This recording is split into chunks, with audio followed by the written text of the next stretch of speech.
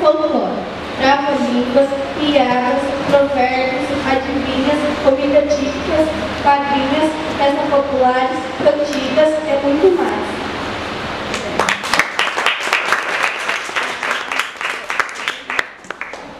Folclore Giovana.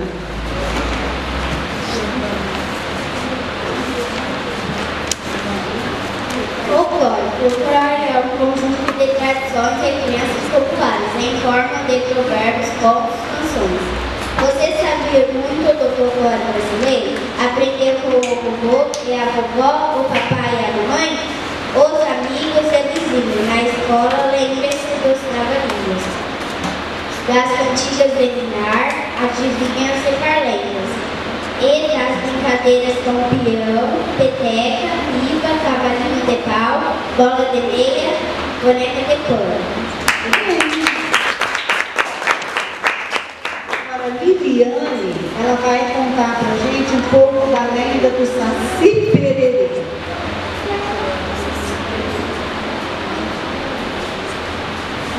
Lenda do Saci Pererê. O Saci Pererê é uma lenda popular brasileira que originou-se entre os povos indígenas do Brasil. O Saci possui apenas uma perna, um olho vermelho e sempre está com um cachorro na boca. Inicialmente, o Saci era retratado como um enjabado, com duas pernas, uma morena e outras com um rapatinho. Ótimo. A gente sabe muito mais do Saci, mas ela falou só algumas coisas, né? Não dá tempo.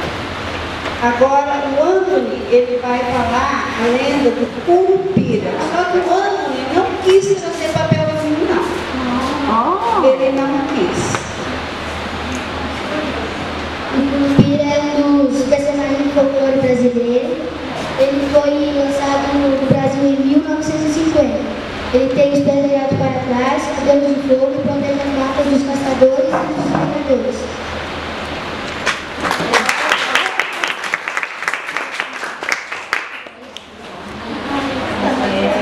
Agora a Helena vai falar sobre o lobisomem.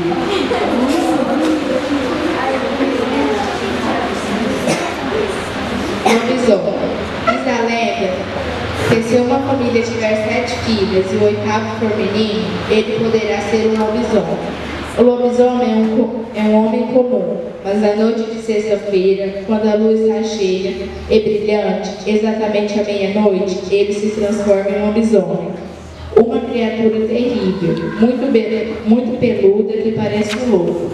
Durante a noite invade galinheiros e corre atrás de todos os bichos.